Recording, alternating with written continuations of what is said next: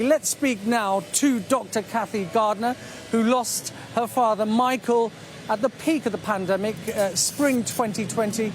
I'm very sorry for your loss. Thousands of families will have a sense of justice and a sense of relief. Tell me how you're feeling right now, Dr. Gardner.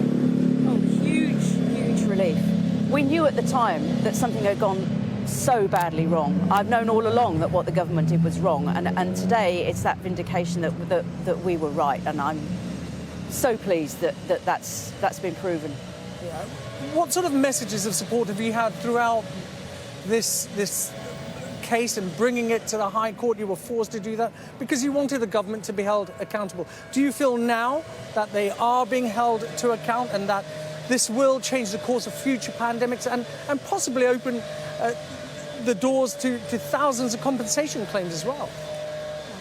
There's quite a lot of questions there. I've had fantastic support from so many bereaved families in a similar situation to mine, and that support has been invaluable, and indeed I wouldn't be here today had it not been for the crowdfunding that so many thousands of people supported. I'm so grateful for that. And this is the vindication that we were right all along. I was right to bring the case. I was so determined to try and hold the government to account. This was such a huge failing. And I was insulted every time they've said, oh, we did everything we could and it was unprecedented. And no, you didn't do everything you could. And no, it wasn't unprecedented. And one of my main aims was to make sure this never happens again. That if we're ever in this situation again, that the government will have to make sure that they take everything they should into account, to make sure they do whatever they can to protect the most vulnerable people in society. When you were at home, I imagine you weren't allowed to attend your father's funeral, but when you were there, you were mourning for your father, and you heard the government responses time and time again that they've thrown a shield around care homes to protect elderly and vulnerable residents. How did that make you feel? I was disgusted. I've been disgusted by the constant denial that anything was done wrong, the constant claims that they handled the pandemic so well. You know, we've had a massive death toll in this country. The death toll in care homes at the start was unbelievable. I think somewhere near half the deaths in the first few months were care home residents, the very group of people that should have been the most protected by that. And of course, grieving during the height of the pandemic, when we were in lockdown, was very difficult. I couldn't be with my father when he died. I couldn't hold his hand. All those things that you think will be what you would normally expect to do when you're losing a parent. There were 3 of us at his funeral. Myself, my husband and my mother. That was all. No other family and friends at all. But all the families that have gone through this have really been traumatised by losses during the pandemic.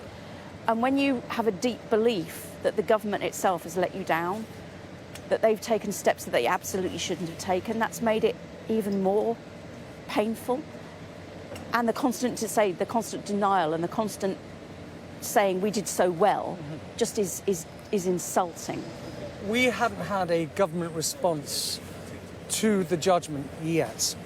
Did you ever believe that the government had acted in the interests of the country because it was dealing with an unprecedented health crisis? Was there a part of you before Michael died that you believed that the government was trying to do its best, if not actually doing its best? Was it actually trying to do its best, do you think? I didn't have a sense of that at the beginning. You have to remember, my father died on the 3rd of April 2020. He got ill in March. So very, very early on in the pandemic as we were aware of it, I think I hoped the government would do a good job. We used to have a very, very good public health system in this country. I thought at the time, in the early months of 2020, surely we won't suffer as badly as Italy was suffering in those early days, if we remember that. But when I realised that my father had COVID, or apparently had COVID, he was never tested, I couldn't believe it. And then when I heard about the hospital discharge policy and I looked it up and I read it, I couldn't believe it.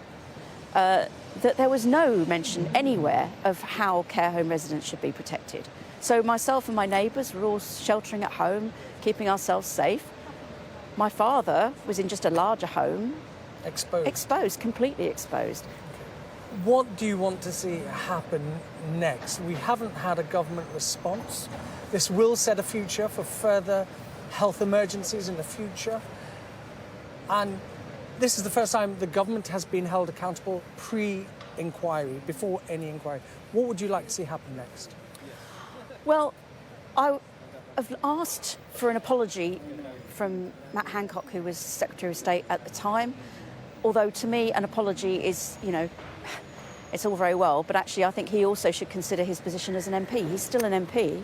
He stood up in Parliament and said to MPs that he'd tried to put a protective ring around care homes. I knew that was a lie when it was said first of all in spring 2020.